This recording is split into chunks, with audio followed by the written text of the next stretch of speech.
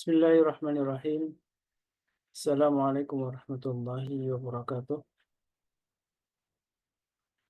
Alhamdulillahilladzi 'allama al-Qur'an, khalaqal insana 'allamahu al-bayan. Asyhadu an la ilaha illallah wahdahu la syarika lahu wa asyhadu anna Muhammadan 'abduhu wa rasuluhu la nabiyya wa la rasula ba'da. Allahumma shalli wa sallim wa karim wa barik wa an'im 'ala nabiyyina wa syafi'ina wa maulana wa qudwatina wa imamina Muhammad wa ala alihi wa man ihtada bi sunnati wa hudahu amma ba'd. Sahabatku jamaah Majelis Ulama Indonesia yang dirahmati Allah, alhamdulillah wa syukurillah, di pagi ini di hari ke-28 Ramadan, alhamdulillah kita masih dipertemukan oleh Allah dalam majelis ilmu, yang mudah-mudahan dengan majelis ilmu inilah kita mendapatkan ridha Allah Subhanahu wa taala, bahkan menjadi kesempatan bagi kita sebagai wasilah untuk meraih malam Lailatul Qadar dengan terus memperbanyak amal soleh secara istiqamah, karena amal yang istiqamah disebutkan dalam sabda Nabi yang mulia termasuk amal yang paling dicintai Allah Subhanahu wa taala. Selawat dan salam tentu senantiasa tercurahkan kepada Nabi kita baginda Rasulullah SAW, juga kepada para sahabat keluarganya, para sahabatnya, dan juga mudah-mudahan kita umatnya yang kelak akan mendapatkan syafaat dari beliau. Dan ini sebuah doa yang terus kita panjatkan, mudah-mudahan Allah mudahkan kita untuk berjumpa dengan Nabi kita baginda Rasulullah, dan tentu dapat suatu rezeki yang luar biasa, rezeki yang paling agung, yaitu mendapatkan syafaat dari beliau. Allahumma amin.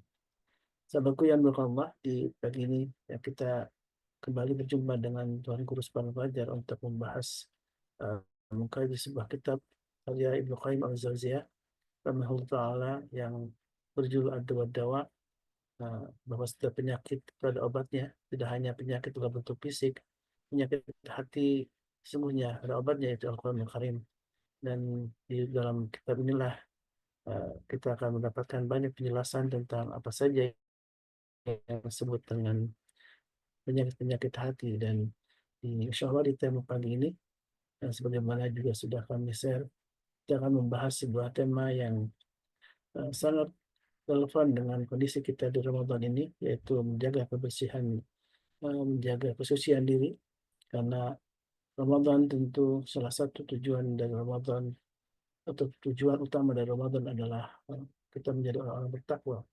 Dan orang bertakwa disebutkan dalam sebuah ayat, qad aflaha man zakaha, sungguh beruntung orang-orang yang selalu membersihkan dirinya. Dan itulah jemaah yang dirahmati Allah, tentu dengan mengkaji sebuah kitab karya Ibnu Qayyim ini, kita mudah-mudahan akan sendiri menjadi bagian dari upaya kita untuk meraih ridho Allah Subhanahu wa taala.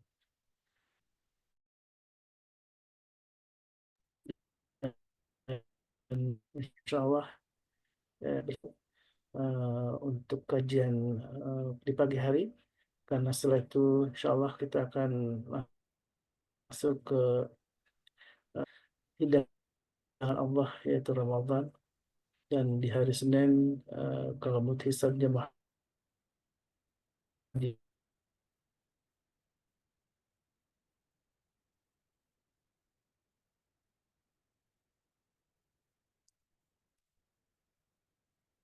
ya,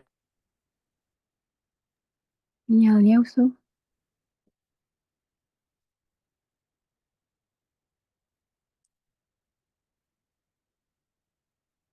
sudah masuk ke satu Syawal ya, dan ini ada 2 hari lagi.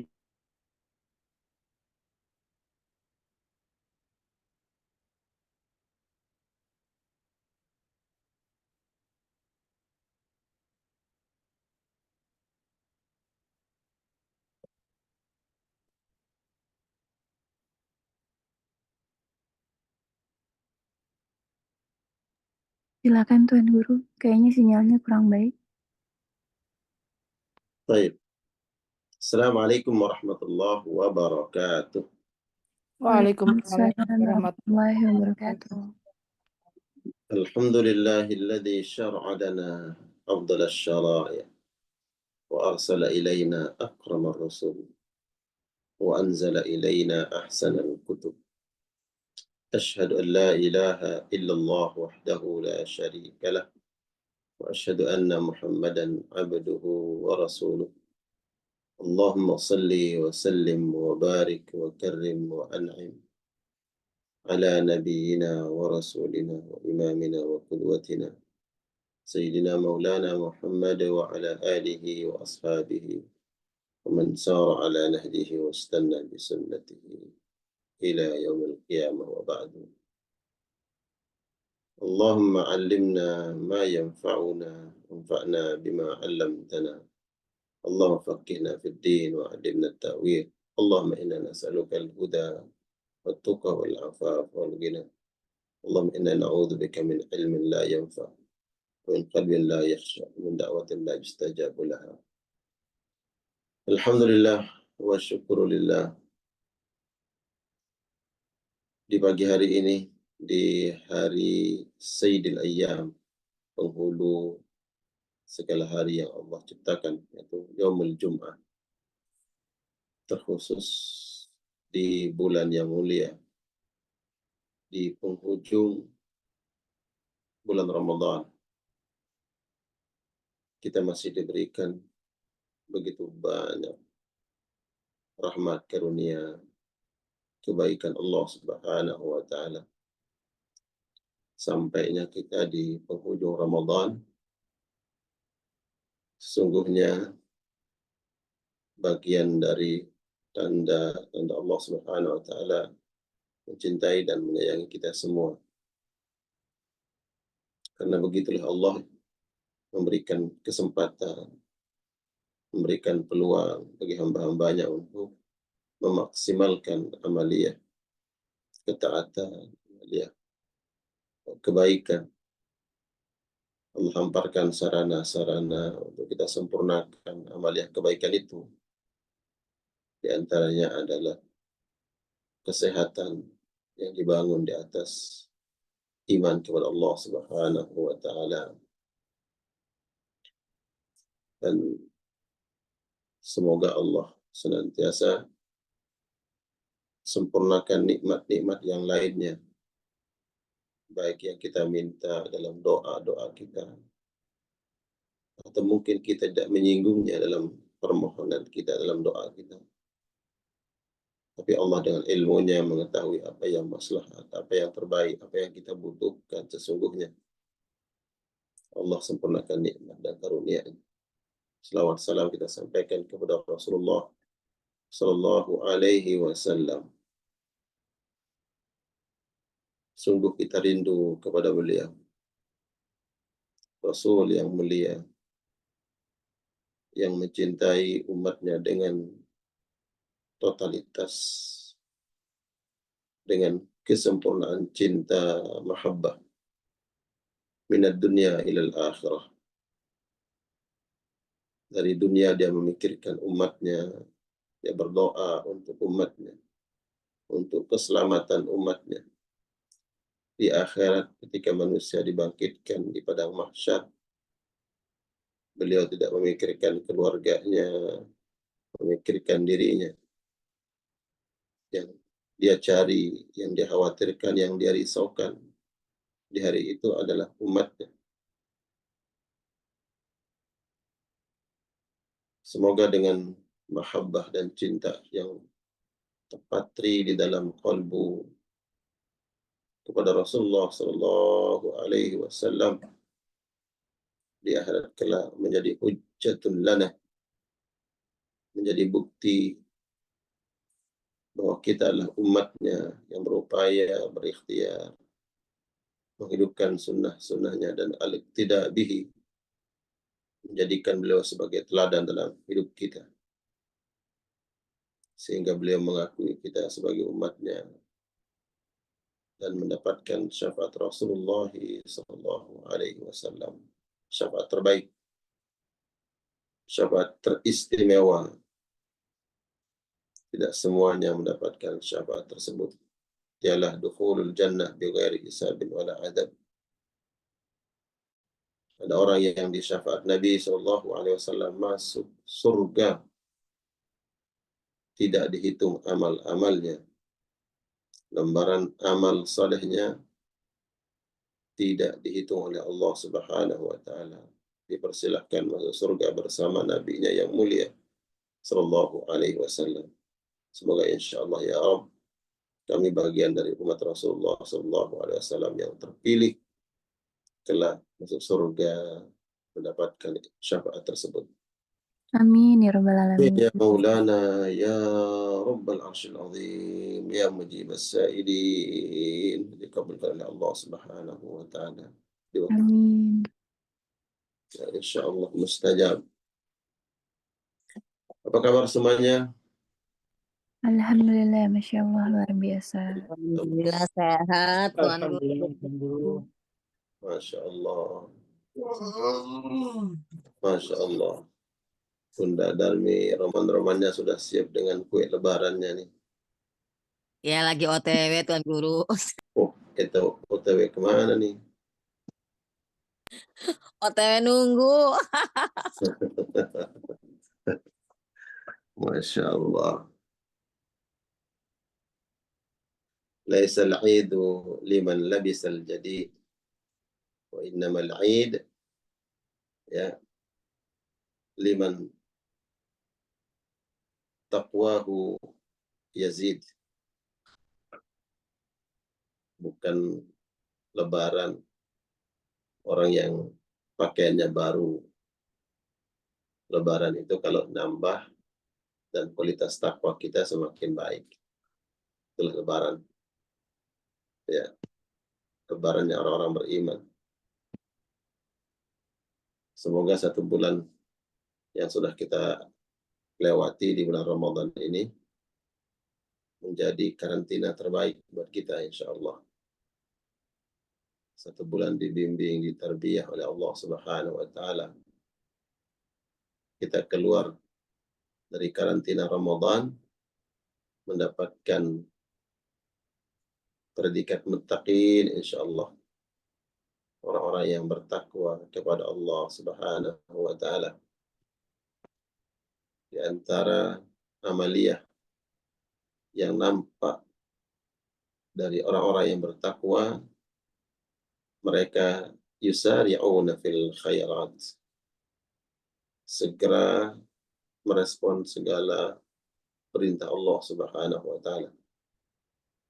Maka insya Allah kalau sebelum Ramadan mungkin kita tidak begitu cepat, tidak responsif terhadap panggilan-panggilan Allah dalam kebaikan. Ya, semoga dengan berlalunya Ramadan, insya Allah kita akan menjadi manusia yang memiliki sifat respon yang baik terhadap perintah-perintah Allah Subhanahu wa taala.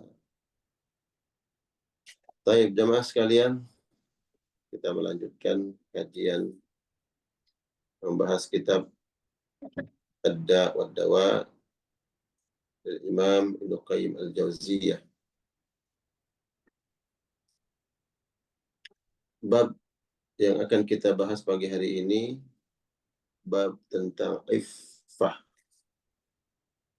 Iffah menjaga kehormatan diri, menjaga kemuliaan yang Allah sudah lekatkan, yang Allah sudah pakaikan ya kepada kita semua, terkhusus adalah orang-orang yang beriman kepada Allah Subhanahu wa taala.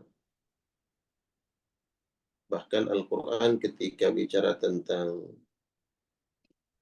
kemuliaan atau keistimewaan manusia dibandingkan dengan hamba-hamba Allah, makhluk Allah Subhanahu wa taala yang lain, hamba Allah yang bernama manusia ini yang dimuliakan oleh Allah Subhanahu wa taala.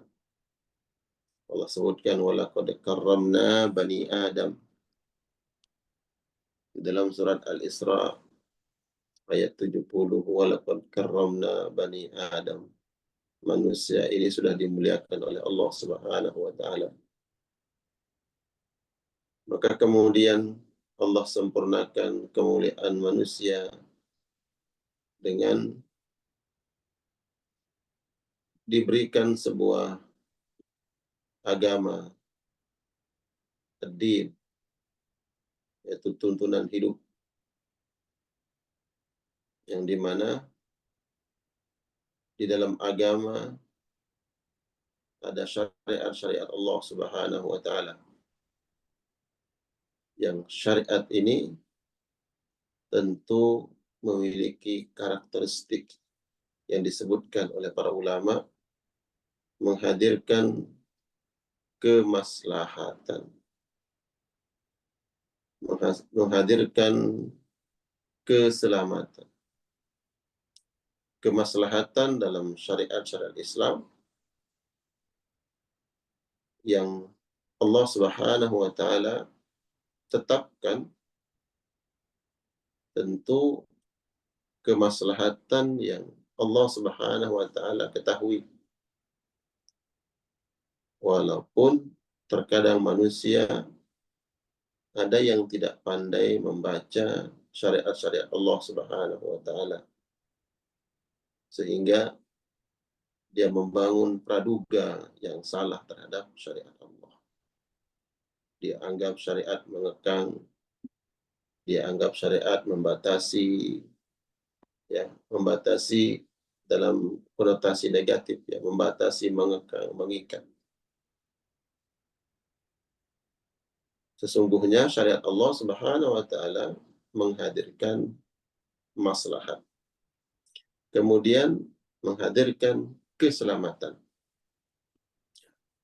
Tapi kadang manusia yang tidak pandai melihat apa hikmah di balik syariat Allah Subhanahu wa Ta'ala, yang sesungguhnya menghadirkan keselamatan. Namun manusia yang menganggap bahwa syariat ini mengekang, syariat ini tidak adil, dan seterusnya. Nah, di antara poin penting yang ada dalam syariat ini adalah bagaimana Allah Subhanahu wa Ta'ala memberikan aturan bagi seorang muslim laki-laki ataupun muslimah perempuan, yang mana aturan ini menghadirkan kemaslahatan dan keselamatan.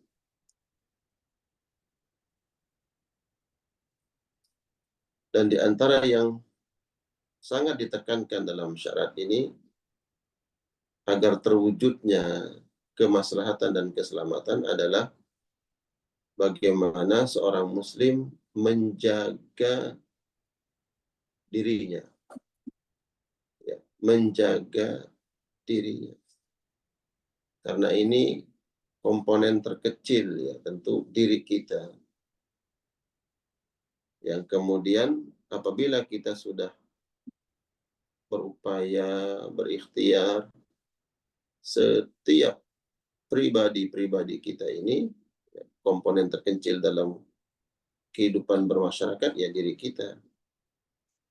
Nah, kalau kita semua ini sudah menyadari bagaimana kita menjaga diri kita, maka akan terbentuklah, ya, sebuah keluarga nanti, keluarga yang terjaga.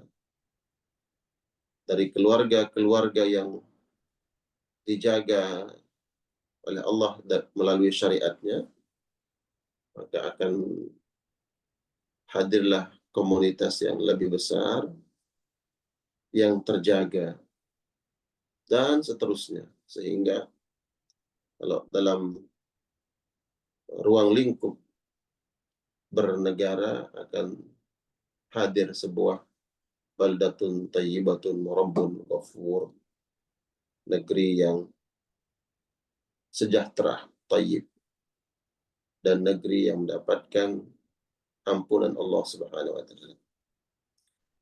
Nah, pribadi-pribadi kita inilah yang kemudian ditekankan oleh syariat untuk kita menjaga diri kita masing-masing.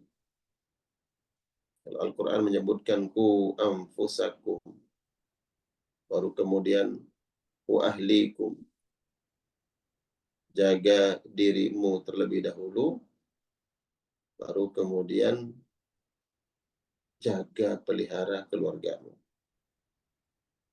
Jadi kita tidak mampu akan memberikan kontribusi kebaikan terhadap orang lain kalau kita sendiri tidak mampu ya membentuk diri kita menjadi orang yang baik.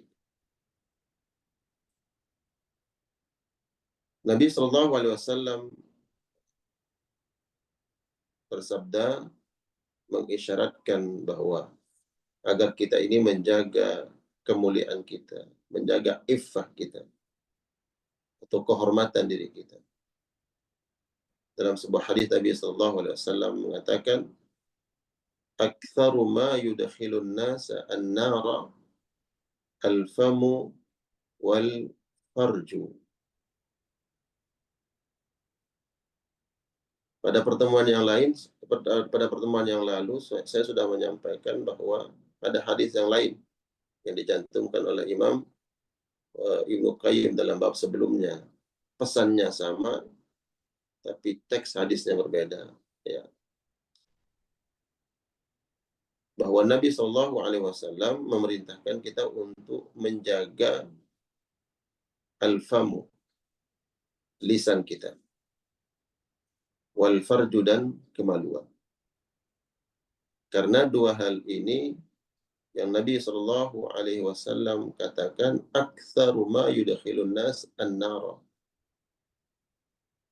Dua hal inilah yang sangat berpotensi besar memasukkan manusia ke dalam neraka. Kebanyakan manusia masuk ke dalam neraka disebabkan dua hal ini, yaitu al-famu wal farju, lisan dan kemaluan. Dalam hadis yang lain Nabi menyebutkan, man yadman li ma baina lihyaihi wa ma baina fakhidaihi dakhala al-jannah. Tadi sifatnya adalah tahzir, ancaman. Ya. Manusia akan masuk neraka karena dua hal ini, yaitu lisan dan kemaluan. Kemudian di hadis yang lain, Nabi menyebutkan bahwa yang menyebabkan manusia masuk ke dalam surga adalah dua hal ini, yaitu lisannya dan kemaluannya apabila dia menjaga dengan baik. Dia memanage dengan baik dua hal tadi, ya. Al-famu wal farju. Lisan dan kemaluan. Apabila seseorang menjaga lisannya, maka akan terjaga kehormatannya. Begitu pula apabila kita pandai menjaga kemaluan kita, maka akan terjaga kehormatannya. Bahkan kehormatan seorang muslim itu tidak berdiri sendiri akan kehormatan dirinya, tapi juga terkait dengan kehormatan orang lain. Kalau seorang perempuan, apabila dia menjaga dirinya dengan baik, maka terjagalah kehormatan keluarganya. Kehormatan suaminya apabila dia sudah bersuami, kehormatan ayahnya apabila dia belum bersuami, kehormatan walinya apabila dia berada di bawah naungan wali yang lain. Sebaliknya, apabila seorang perempuan tidak menjaga dua hal ini, maka tercemarlah ya, kehormatan orang-orang yang kita sebut tadi. Kalau dia sudah berkeluarga, sudah menikah, maka tercemar kehormatan suaminya. Apabila dia belum menikah, maka orang akan memandang siapa ayahnya, siapa walinya. sehingga orang kemudian ya melihat agama perempuan tersebut sebagai gambaran agama walinya, agama suaminya. Apabila perempuan tidak menjaga kehormatannya, itu menjadi gambaran agama suaminya atau agama orang tuanya. Begitu juga sebaliknya, ya, gambaran agama ya seorang suami dan agama ayahnya atau walinya dapat dilihat, ya, nampak dari seorang perempuan. Kemudian Nabi Shallallahu Alaihi Wasallam dalam sebuah hadis yang lain memberikan ancaman terhadap mereka-mereka yang tidak menjaga kehormatannya dengan diberlakukan hukum had, ya, dalam syariat. Hukum had. Had itu adalah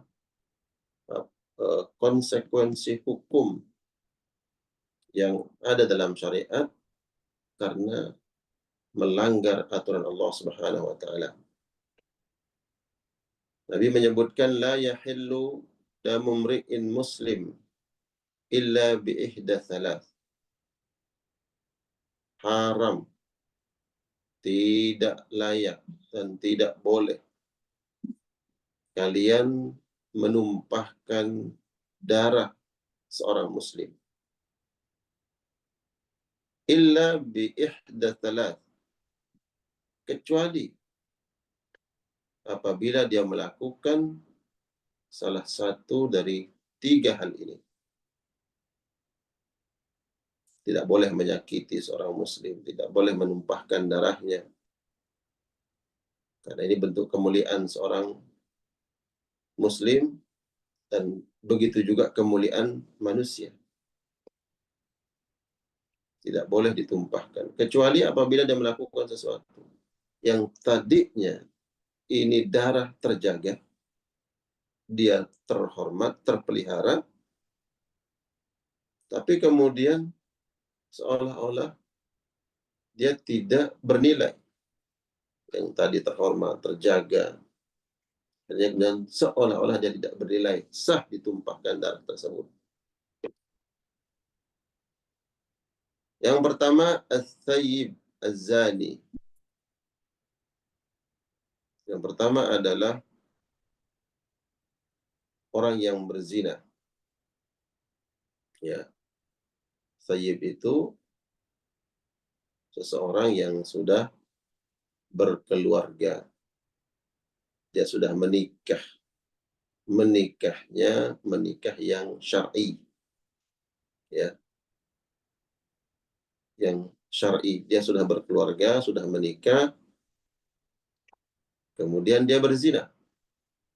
Maka dalam hukum Islam ada yang kita kenal dengan hukum rajam. Ya. Hukum rajam, hukum syariat Islam. Apabila seorang laki-laki sudah berkeluarga, sudah menikah secara syar'i, kemudian dia melakukan perbuatan zina, maka halal ditumpahkan darahnya dengan aturan syariat. Dengan aturan syariat yang diatur tata caranya, mekanismenya, sehingga diponis bahwa dia betul-betul telah melakukan perzinahan. Ada yang disebut dengan zina muhsan dan ghair muhsan.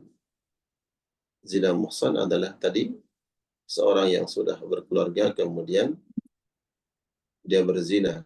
Maka ini zina muhsan. Ya, hukumannya adalah dirajam. Kemudian ghair muhsan, yaitu orang yang melakukan perbuatan zina dan dia belum berkeluarga. Dia belum menikah yang syar'i. Ya. Maka yang zina muhsan inilah yang diterapkan padanya atau diberlakukan terhadap orang ini apa yang disebut dengan hukum rajam. Ya. Halal yahillu damri'in, maka halal dia darahnya dengan aturan-aturan yang ada dalam syariat. Yang kedua, wan nafsi bin nafs, orang yang membunuh, maka halal darahnya ditumpahkan dengan dikisos, ya, dengan dikisos. Tentu melalui proses, ya, melalui proses pembuktian, dalil-dalil, tuntutan, dan seterusnya, sehingga apabila terbukti dengan kesengajaan, ya, memang niat membunuh, maka kemudian hakim memutuskan yang bersangkutan bahwa dia harus dikisos, maka berlaku hukum kisos tadi. Wattariki lidinihi al-mufariki lil jamaah, orang yang meninggalkan agamanya, ai khuruj anil millah, dia murtad. Dalam Islam, orang yang murtad itu ada hukum tersendiri, ya, dalam Islam. Nah, ini ada 3 bentuk dosa yang disebutkan oleh Nabi SAW dengan urutan-urutannya. Urutan pertama itulah zina. Ya. Nah, inilah yang kemudian dibahas oleh Ibnu Qayyim dalam kitab ini. Seorang muslim harus menjaga dirinya dari perkara-perkara yang mengarah kepada na'udzubillah, summa na'udzubillah, mengarah kepada perbuatan tercela ini, perbuatan zina. Sehingga Al-Quran memberikan tuntunan, wala taqrabuz zina, jangan engkau mendekati. Jadi jangan menyepelekan sesuatu yang ternyata bisa mengakibatkan sarana. Ini menjadi sarana seseorang terjatuh dalam perbuatan tercela, yaitu zina.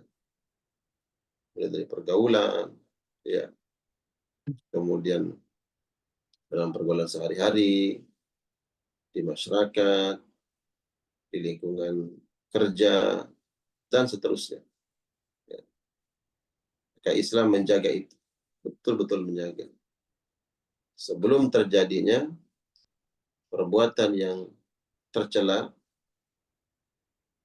yang diharamkan oleh Allah Subhanahu wa Ta'ala, maka sarana-sarana itu kemudian ditutup oleh syariat agar tidak terjadi. Di antaranya tidak boleh berkhulwah. Ya. Khulwat itu apa? Ya, berdua-duaan dengan orang lain yang bukan mahram, tanpa ada yang menemaninya. Ya, dan ikhtilat yang dilarang, tentu ikhtilat yang dilarang itu berpotensi, ya, berpotensi mengarahkan seseorang kepada perbuatan zina. Ya. Tadi kita sudah sampaikan Islam ini Islam yang memberikan bukan kebebasan, Islam memberikan ruang kesempatan seseorang untuk berkreasi dalam Islam, berkreasi kebaikan, ya, fastabiqul khairat, berkreasi dalam kebaikan, lakukan kebaikan-kebaikan. Ya.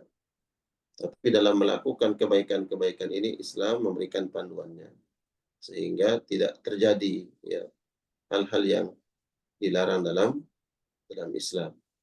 Di antaranya adalah zina, ya, perbuatan zina. Kenapa Nabi Shallallahu Alaihi Wasallam menyebutkan yang pertama adalah zina, kemudian yang kedua adalah membunuh, yang ketiga murtad? Para ulama mengatakan ini urutan dosa-dosa besar, mulai yang bukan kecil, ya, dari urutan dosa besar, tapi dia urutan yang terkecil, ya, sampai yang paling besar. Zina, kemudian membunuh, dan murtad. Tentu yang paling dimurkai oleh Allah Subhanahu wa Ta'ala adalah murtad, ya, keluar dari agama Islam. Para jamaah sekalian Allah muliakan, yang pertama disebut oleh Nabi di sini adalah Thayyibuz Zani, seorang yang melakukan perbuatan zina. Tapi Thayyib ini sudah berkeluarga. Inilah yang kemudian berlaku hukum rajam. Ya, apabila yang bersangkutan sudah mengaku memang dia betul-betul melakukannya, atau ada saksi, ya, saksi yang betul-betul melihat dengan jelas bahwa dia si fulan telah melakukan perbuatan zina. Ya. Kemudian Nabi SAW pernah mengomentari apa yang dilakukan oleh para sahabat tentang sikapnya sahabat Sa'ad. Ya, beliau sahabat Sa'ad ini pernah ya ngobrol-ngobrol dengan para sahabat, kemudian beliau cerita tentang ghirahnya. Ghirah itu kecemburuan. Beliau ini sangat pecemburu sekali. Ya, sangat pecemburu. Cemburu dalam agama Allah, ya, cemburu yang beralasan. Ghirah itu adalah cemburu dalam agama. Ya, dia tidak ingin ada anggota keluarganya melakukan yang dilarang oleh Allah Subhanahu wa taala. Hal apapun, ya, yang terkait dengan dosa, dia sangat kecemburu di situ. Dia tidak menginginkan ada keluarganya yang melakukan dosa kepada Allah. Begitu juga tentang menjaga kehormatan, ya, anak perempuannya, kemudian istrinya, betul-betul beliau menjaga, ya, bagaimana keselamatan keluarganya. Kemudian dikomentari oleh Nabi SAW, "Ata'jabuna min ghirati Sa'ad?" Apakah kalian heran dengan kecemburuannya Sa'ad? Wallahi la ana aghyaru minhu. Kata Nabi, demi Allah, aku ini lebih pecemburu dari Sa'ad. Ingat, ghirah itu adalah dia tidak menginginkan ada anggota keluarganya yang melakukan maksiat. Terkhusus adalah dalam perkara tadi, menjaga kehormatan. Seperti perempuan umpamanya, dia tidak memakai hijab karena tidak menutup aurat, maka berpotensi dinikmati, tanda kutip dinikmati kemolekannya, kecantikannya oleh orang lain, baik lewat pandangan, sehingga timbul syahwat seorang laki-laki karena melihat aurat perempuan tersebut. Ketika seorang ayah, ya, memproteksi anaknya dalam hal ini, atau seorang suami menjaga istrinya dalam perkara dia menjaga kehormatan ini disebut dengan ghirah. Ya, walaupun ghirah ini bersifat umum, ya, apapun, bahwa dia tidak menginginkan ada anggota keluarganya yang melakukan larangan Allah, apapun itu yang disebut ghirah. Lebih khusus adalah ghirah tadi, menjaga kehormatan. Kata Nabi, "Wallahi ana aghyaru minhu." Saya ini lebih pecemburu dari Sa'ad. Wallah, dan Allah Subhanahu wa taala, aghyaru minni, lebih pecemburu dari saya. Yang pertama, Nabi bersumpah, wallahi, demi Allah, saya lebih pecemburu dari Sa'ad. Dan Allah itu lebih pecemburu dari saya. Artinya bahwa seorang Sa'ad itu tidak menginginkan ada anggota keluarganya yang melakukan sesuatu yang dilarang oleh Allah Subhanahu wa taala, sehingga dia berusaha untuk secara maksimal berupaya bagaimana caranya agar keluarganya senantiasa terjaga kehormatannya, tidak melanggar batasan-batasan yang telah ditetapkan oleh Allah, maka betul-betul dia jaga. Nah, Nabi Shallallahu Alaihi Wasallam lebih pencemburu dari saat. Artinya apa? Itu kemudian Nabi setiap waktu, setiap saat memberikan nasihatnya, ya, menyampaikan dalam hadis-hadisnya aturan-aturan yang harus dijaga, hukum-hukum Allah yang harus diperhatikan untuk menjaga kemaslahatan, keselamatan, menjaga kehormatan. Dan Allah lebih pencemburu dari Rasulullah SAW. Itu kemudian Allah turunkan Al-Quranul Karim menjadi panduan dalam hidup kita. Apalagi kalau kita bicara surat An-Nur, ya, An-Nur ini, di dalam surat ini betul-betul mengatur bagaimana seorang keluarga muslim agar terhindar dari azab Allah dan masuk ke dalam surga Allah dengan aturan-aturan yang disampaikan oleh Allah Subhanahu wa taala. Maka turunlah karena Allah Maha Pencemburu. Allah Maha Pencemburu. Itu kemudian Allah berikan aturan. Ya, Allah berikan aturan. Allah tidak menginginkan ini hambanya, baik yang muslim ataupun muslimah, ya, kehormatannya tercabik-cabik, kehormatannya, ya, direndahkan, maka kemudian dia buatkan aturan. Inilah aturannya. Ya. Allah perintahkan hijab di dalam Al-Quranul Karim. Ya ayuhan nabi, wahai nabi, qul azwajik, katakan kepada istrimu, ya, wa banatik, dan anak-anak perempuanmu, wa nisa'il mu'minin, dan seluruh perempuan-perempuan muslimah, ya, yudnina alaihina min jalabibihin, agar dia menutup auratnya, dia memakai hijab. Begitu pencemburunya Allah Subhanahu wa taala. Ya. Allah Maha Pencemburu. Allah tidak menginginkan kita melepas pandangan kita melihat sesuatu yang Allah tidak inginkan kita melihat. Pada pertemuan yang lalu sudah kita sampaikan bagaimana kita menjaga pandangan.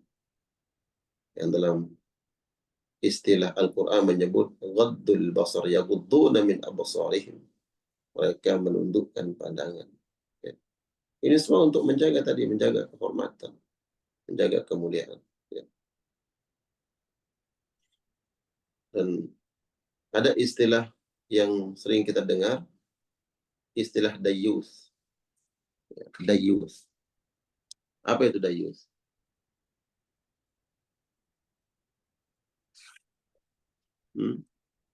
Apa itu dayus? Pernah dengar istilah dayus? Ini khusus bagi laki-laki. Lemah. Dayus. Tidak ada rasa cemburu gitu ya.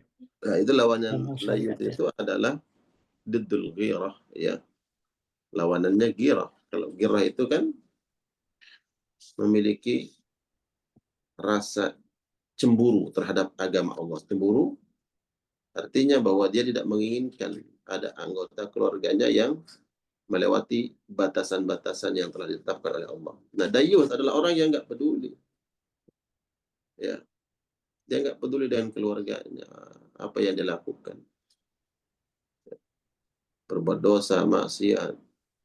Kalau perempuan umpamanya, seorang laki-laki dia nggak peduli terhadap anak gadisnya, menutup aurat atau tidak, bersama siapa dia bergaul, bagaimana pergaulannya, bagaimana ibadahnya. Jadi dia tidak memiliki perhatian yang maksimal terhadap perkara agama. Nah, itu dayus. Nabi SAW menyebutkan la yadkhulul jannata ad-dayyuth. Orang dayus nggak akan masuk surga.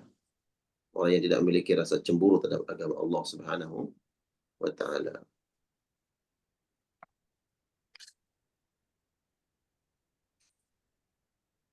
Kemudian dalam hadis yang lain, Nabi sallallahu alaihi wasallam menyebutkan innallaha yugharu. Sesungguhnya Allah itu Maha Pecemburu. Wa innal mu'mina yaghar.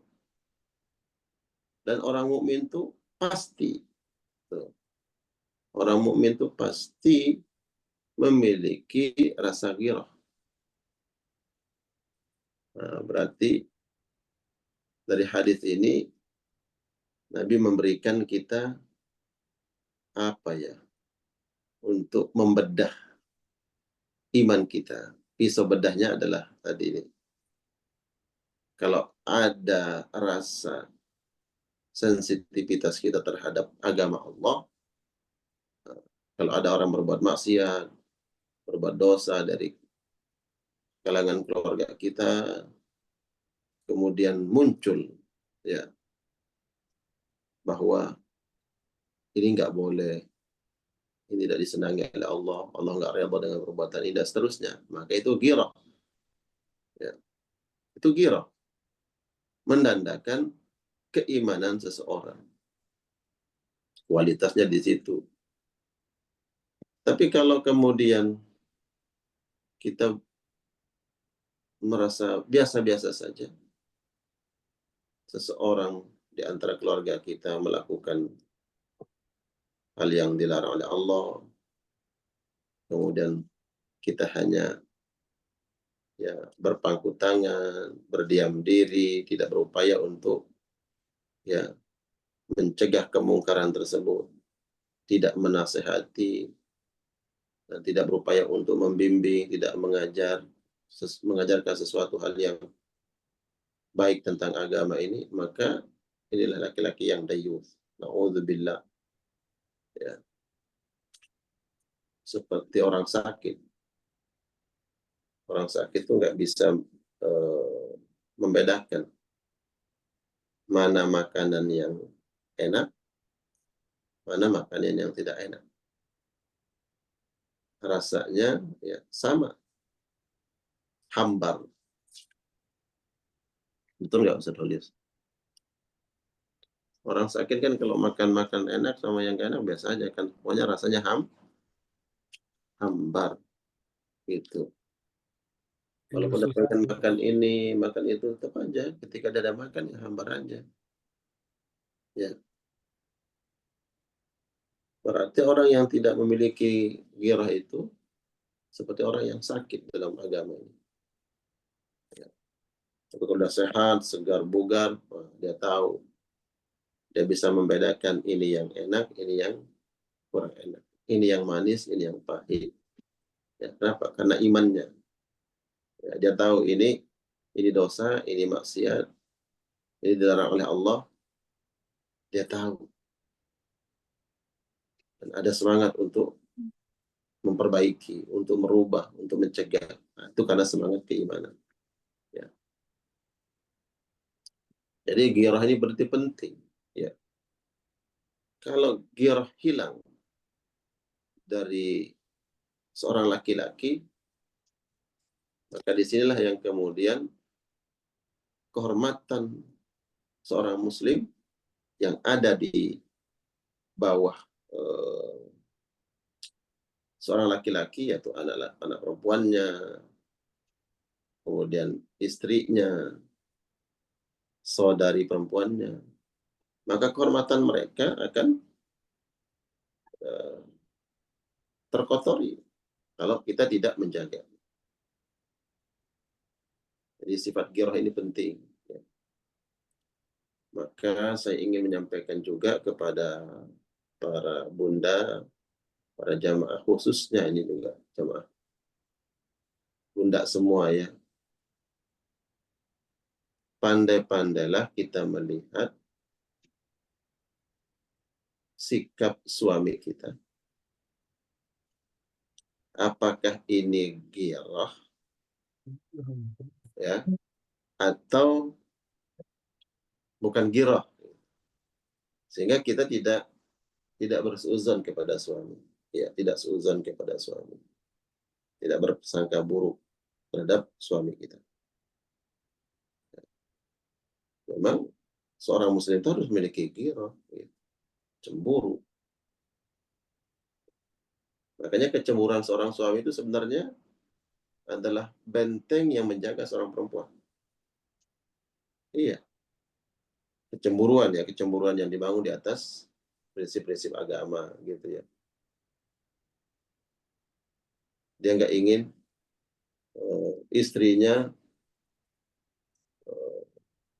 jadi objek apa? Objek, mohon maaf, pelampiasan syahwat laki-laki, baik dari pandangan, pendengaran, dan seterusnya. Dia nggak ingin, maka dia berusaha menjaga istrinya. Itu keselamatan bagi seorang perempuan. Jadi kita jangan suuzon kepada suami seperti ini, gitu ya. Ya tentu Islam itu tidak mengekang, ya.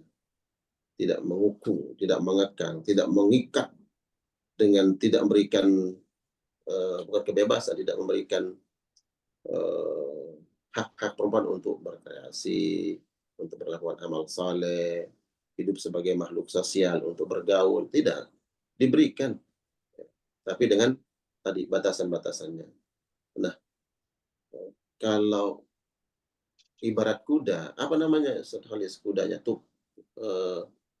Kalau kuda ini mau cepat larinya ditarik, bukan Kekang ya. kekang.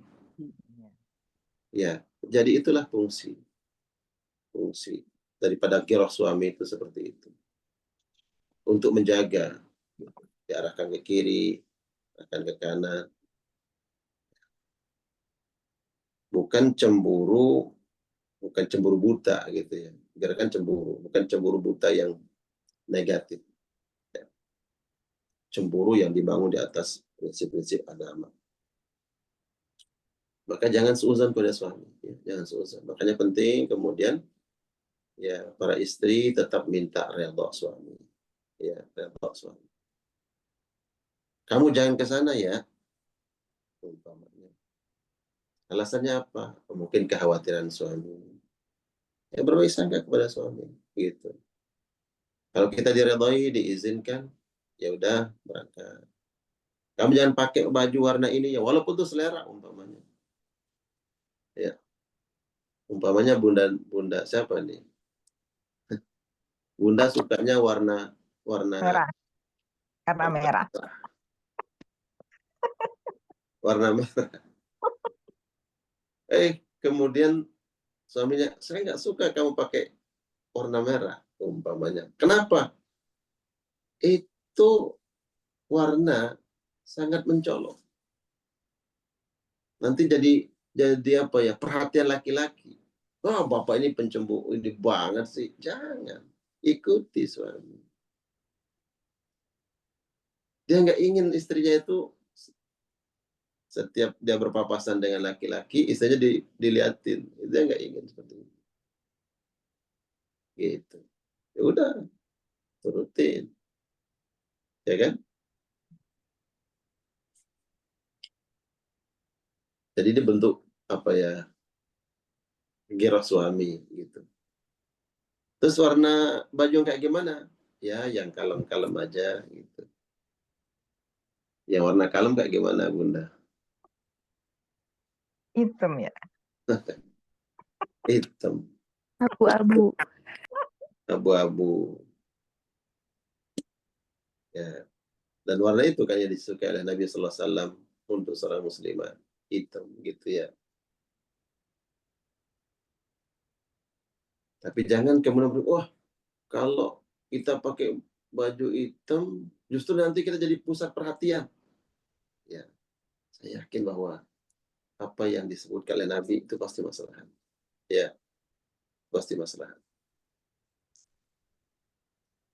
Seperti ada yang pernah berhujah begini. Kita kan perempuan nggak boleh menjadi pusat perhatian. Ya betul, untuk menjaga itu kita nggak boleh. Sehingga apapun yang menyebabkan kita menjadi pusat perhatian, ya kita berusaha untuk menghindarinya. Ya. Nah, bagaimana kalau kemudian kita di tempat yang ternyata di tempat itu pakaian kita justru menjadi pusat perhatian. Kenapa? Karena nggak lumrah pakaian itu, nggak biasa dipakai. Seperti perempuan pakai niqab umpamanya. Dulu itu awal-awal orang, kalau sekarang alhamdulillah ya suatu hal yang biasa kita lihat, pemandangan biasa. Kalau dulu awal-awal orang pakai niqab ke keramaian, ke swalayan, ya ke mall, itu menjadi suatu hal yang jadi objek perhatian orang gitu. Nah, apakah kemudian kita nggak boleh karena kita menjadi objek perhatian? Enggak. Pertama dibangun atas syariat. Ya. Maka masuklah di sini apa disebutlah Nabi, ja'al islamu gharib wa sayaudu ghariban. Islam datang dalam keadaan asing, maka nanti pun akan dipandang asing gitu. Jadi yang pertama kita bangun atas syariat, itu yang paling utama. Ya.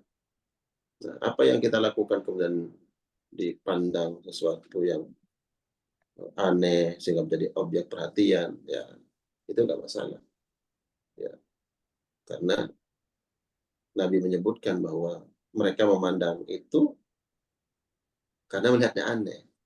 Islam datang dalam keadaan dipandang aneh, ya maka nanti pun akan orang mengatakan aneh kok seperti ini, berlebihan dalam beragama, terlalu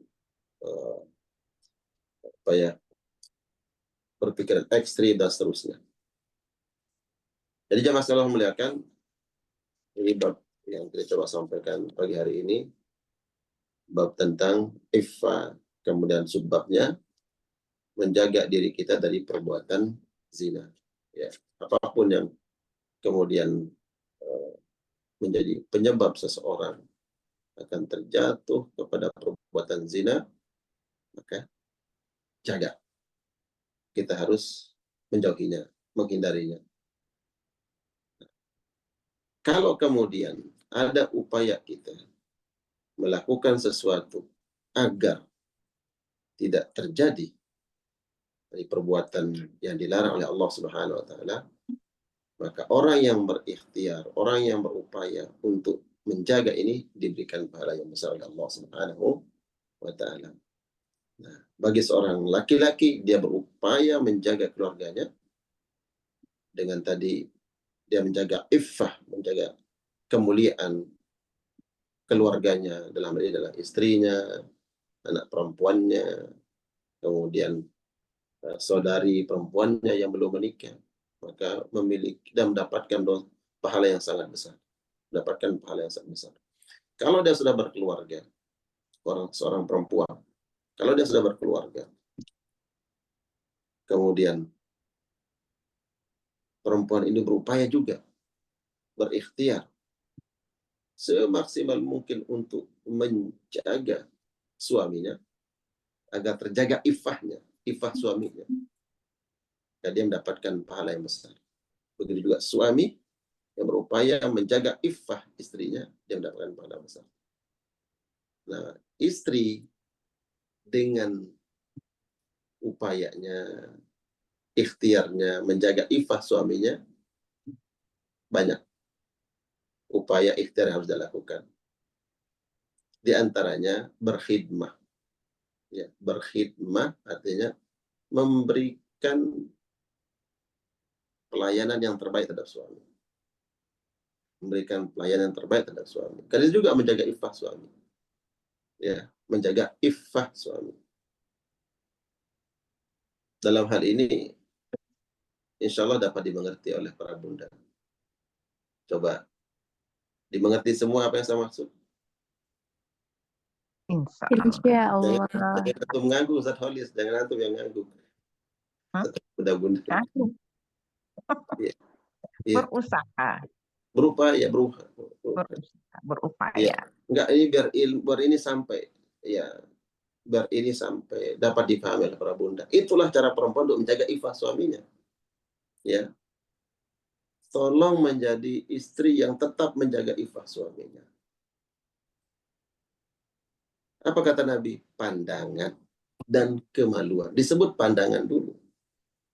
Ya, disebut pandangan. Pandangan inilah yang menyebabkan terjadinya apa yang dilarang oleh Allah Subhanahu wa taala. Maka jaga pandangan suami. Bagaimana Ustadz kami istri cara menjaga pandangan suami? Iya, kau berikan yang terbaik untuk suami. Ya, itulah jihad perempuan. Berikan yang terbaik untuk suami. Ya. Khulasatul qaul, saya ingin singkat, padat, jelas gitu ya. Dengan isyarat saya menyebutkan, ya, jaga suami kita agar terjaga dia di luar. Ya. Kalau umpamanya Ustaz Khalis itu dari pagi kerja, ya kemudian sampai sore, kemudian dia ingin makan, sampai rumah nggak ada makanan, sedangkan dia lapar. Mohon maaf, ini untuk menjaga keluarga kaum muslimin, untuk menjaga kehormatan laki-laki, menjaga kehormatan perempuan, dia akan nggak ada makanan di rumah. Ada dia cari mana warung Padang, mana tempat resto, gitu. Itulah cara engkau menjaga ifah suami. Itu cara menjaga ifah suami. Ya, itu jihad tuh para bunda, jihad para bunda itu. Ya, Allah alam bisawab. Silakan Ustaz Khalis.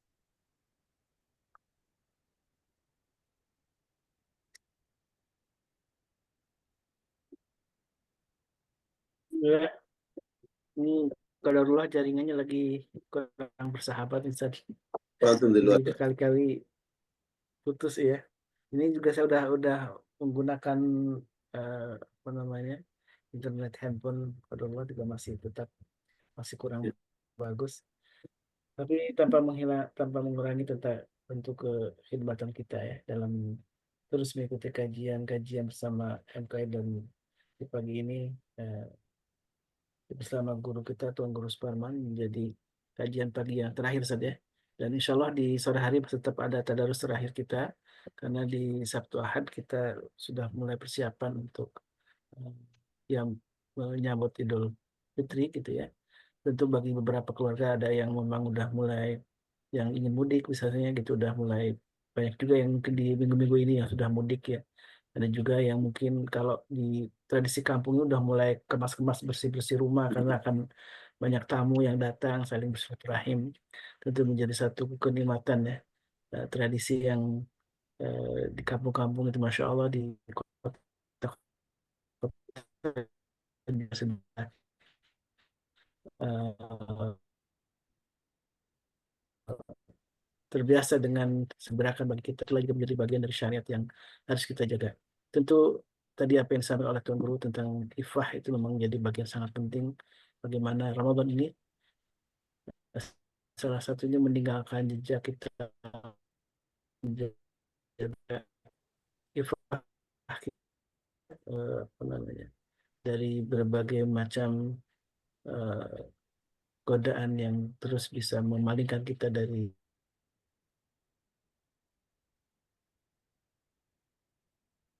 bersih, memalingkan kita dari syariat agama ini.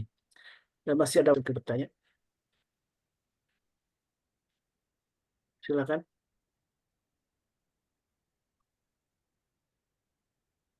Bunda Nadia. Boleh, Ustaz. Assalamualaikum warahmatullahi wabarakatuh. Waalaikumsalam warahmatullahi wabarakatuh. Tuan Guru, saya minta tips-tips nih. Pada saat Lebaran kan bakal bertemu banyak orang ya. Gimana cara menjaga ifah suami yang terbaik? Ya, ya, tentu bukan hanya di Lebaran saja ya, bahwa kita menjaga ifah kita itu setiap waktu, setiap saat. Tapi ada momentum-momentum kita harus memaksimalkan menjaga ifah kita karena ada potensi-potensi dalam kehidupan sehari-hari yang kemudian kita tidak terjaga iffah kita. Ya. Kita harus membatasi sesuai dengan syariat ya. Ketika kita berkumpul dengan keluarga, kita harus paham siapa mahram kita, bersama siapa kita boleh berjabat tangan, ya, bersama siapa kita boleh berbicara, ngobrol apa ya, dan keluarga kadang ada ngobrol asik gitu ya, berdua ngobrol, harus kita paham gitu. Dalam hal ini suami harus memahami dan kita tidak bisa memahami kecuali dengan terus kita belajar. Begitu juga istri harus mengetahui batasan-batasan itu, agar istri mengetahui ya harus suami juga menyampaikan dan istri juga harus belajar. Nah, dalam merayakan hari kemenangan dalam Islam itu Idul Fitri, hari di mana kita diberikan hari raya dalam Islam ini, yaitu Idul Adha dan Idul Fitri. Kita bergembira, kita senang. Di hari itu tentu kita harus justru menjaga kemuliaan hari kemenangan itu. Dalam Islam justru kita harus menjaga, mensyukuri hari kemenangan justru dengan menjaga aturan Allah Subhanahu wa taala, bukan melanggar aturan-aturan yang sudah ditetapkan oleh Allah Subhanahu wa taala. Ya. Jadi kita harus paham ketika ngumpul keluarga, mana mahram kita, mana yang bukan mahram, bersama siapa yang kita boleh berjabat tangan dan cipika-cipiki, ya, dan siapa orang-orang yang kita nggak boleh, ya. Fikih mahram harus kita pelajari, ya. Itu ya Bunda Nadia. Iya, Tuan Guru, jazakallah. Dan umpama kita seorang istri atau juga suami, bahwa kalau umpamanya suami kita sudah tahu nih, kita sudah tahu bahwa suami kita itu dia nggak seneng gitu. Tidak senang itu dibangun di atas ilmu ya, ilmu terhadap syariat Allah. Dia nggak senang kita itu kalau ngumpul dengan yang ini bukan mahram kita. Ini laki-laki tapi ngumpul keluarga besar, dia laki-laki. Dia nggak senang kita berbaur di situ seolah keluarga dekat, seolah mahram, kita ngobrol, kemudian ngobrol bareng, ketawa-ketawa, ya, cekikikan. Nah, kalau dia nggak senang dan kita tahu tuh, maka ikuti, ya, ikuti apa yang diinginkan oleh suami kita, bukan memperturutkan apa yang kita inginkan. Ini kan keluarga, ya, keluarga tetap kita menjaga itu, menjaga bahwa ini kita silaturahmi, ini keluarga, tapi ingat ada batasan-batasannya tadi, gitu ya. Bukan kita menjadi perempuan yang tertutup, tidak mau tegur sapa, tidak mau bergaul, bukan. Ya, bukan seperti itu, bukan. Ya, tapi kita juga harus menjaga. Ya, kira-kira mana nih sikap-sikap kita yang tidak disenangi oleh suami, itu. Ya, karena tentu redok suami itu lebih utama yang harus kita raih. Apabila sesuatu yang dia inginkan tidak melanggar syariat, itu. Ya. Baik, alhamdulillah. Dan sebagai penutup, kami mohon Tuan Guru untuk memimpin doa ya, karena kita masih ada 2 hari lebih kita, 2 hari ya sekitar. Hari ini sebenarnya sudah masuk ke 1 Syawal. Mudah-mudahan Allah masih memudahkan kita untuk beribadah di sehari ini, dan Insyaallah. kita berdoa ya. أعوذ بالله السميع العليم من الشيطان الرجيم. بسم الله الرحمن الرحيم. الحمد لله آمين حمدا يوافي نعمه ويكافي مزيدا يا رب Amin. لك الحمد كما ينبغي لجلال وجهك وعظيم سلطانك اللهم صل وسلم وبارك على نبينا ورسولنا Amin. وإمامنا وقدوتنا سيدنا مولانا محمد Amin. وعلى آله وأصحابه أجمعين اللهم تقبل منا إنك أنت السميع العليم وتب علينا إنك أنت التواب الرحيم اللهم تقبل منا صلاتنا وصيامنا وقيامنا وركوعنا وسجودنا وتعبدنا وتمن تقصرنا برحمتك يا أرحم الراحمين آمين. Amin. اللهم اجعلنا من عبادك المتقين اللهم اجعلنا من عبادك المخلصين اللهم اجعلنا من عبادك المؤمنين من Amin. عبادك المسلمين اللهم أصلح لنا دين الذي هو عصمة أمرنا وأصلح لنا دنيانا التي فيها معاشنا وأصلح لنا آخرتنا التي إليها آمين. معادنا واجعل حياتنا زيادة لنا في كل خير واجعل الموت راحة لنا من كل شر ربنا آتنا في الدنيا حسنة وفي الآخرة حسنة وقنا عذاب النار بفضلك سبحان ربك رب العزة عما يصفون سلام على المرسلين والحمد لله رب العالمين Amin. فينا وفيكم أجمعين يا تقبل الله منا ومنكم صالح الأعمال كل عام تفضل يا كريم. بخير أهنئكم بقدوم عيد الفطر واستقبال يوم العيد saya secara Amin. pribadi mengucapkan semoga Allah Subhanahu wa taala menerima seluruh amal-amal ibadah kita dan Allah memaafkan semua kelalaian kita Amin. dan kita Amin. tidak maksimalan dalam melakukan amal saleh di bulan yang memuliakan ini. Amin. Ya, ketidakmaksimalan itu Allah tutupi, Allah sempurnakan dengan rahmat dan kasih sayangnya. Amin. Semoga Allah bebaskan kita semua dan keluarga kita di hari-hari yang Allah muliakan ini, hamba-hamba yang terbebas dari azab neraka Amin.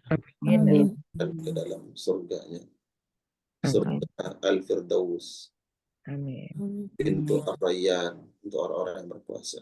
Amin. Semoga Allah panjangkan umur usia kita, doa-doa kita dikabul oleh Allah Subhanahu wa taala. Kita bertemu dengan Ramadan yang akan datang. Terus masyarakat kita panjangkan umur kita insya Allah. Semuanya para bunda dipanjangkan umur dan usianya Amin. dalam kebaikan, dalam amal saleh, dikuatkan imannya di atas kebaikan, di atas perintah Allah Subhanahu wa taala. Kiranya ada tutur kata, sikap dan penyampaian yang kurang berkenan, ada yang kurangnya di sana sini, mohon doanya agar Allah berikan keistiqomahan, Allah bimbing, Allah tambah ilmu untuk kita semua. Amin. Polis dan Pak Selo dan semua para ikhwah yang satu naungan kita di MKI, semoga semua amal kita ini dicatat sebagai pemerat timbangan nanti di akhirat insya Allah. Allah ikhlas dalam amin ya rabbal Amin ya rabbal alamin. minni ilaikum. Assalamualaikum warahmatullahi wabarakatuh. Waalaikumsalam warahmatullahi wabarakatuh. Baik, jemaah yang Allah, alhamdulillah syukurlah kita sudah menuntaskan satu kajian pagi ini. Mungkin kita akan merasa ya kehilangan karena di hari selanjutnya kita tidak lagi ada kajian pagi, tapi tidak menutup kemungkinan tetap kita akan terhubung dengan grup karena nasihat dari para guru kita akan tetap disampaikan lewat grup di MKI ya. Kita tetap pantau bagaimana grup ini bisa tetap hidup menjadi satu bagian wasilah untuk saling memberikan nasihat untuk kita semua. Dan mohon maaf kalau ada kehilapan juga dari kami yang selalu yang tiap hari memandu kajian pagi maupun di sore hari tadarus Quran. Mudah-mudahan segala kehilapan kami dari pengurus juga yang selama ini dirasakan oleh para jamaah dibukakan pintu maafnya. Dan tentu yang paling penting kita selalu berdoa kepada Allah Subhanahu wa taala, mudah-mudahan Allah terima semua amal kita dan hapuskan dosa-dosa kita dan Allah turunkan rahmat untuk kita semua. Dan insya Allah Amin. ini bagian Amin ya upaya Rabb. kita untuk mendatangkan rahmat Allah dan juga ridho Allah Subhanahu wa Ta'ala dengan terus kita mengikuti kajian bersama para guru kita di MKI. Mari kita tutup dengan doa kafatul majlis. Subhanakallahumma wa bihamdika asyhadu an la ilaha illa anta wa atubu ilaik. Nadana wa yakum. Assalamualaikum warahmatullahi wabarakatuh. Waalaikumsalam warahmatullahi wabarakatuh. اللهم ارحمنا بالقرآن واجعله لنا إماما ونورا وهدى ورحمة. اللهم ذكرنا منه ما نسينا وعلمنا منه ما جهلنا وارزقنا تلاوته آناء الليل وأطراف النهار واجعله لنا حجة يا رب العالمين.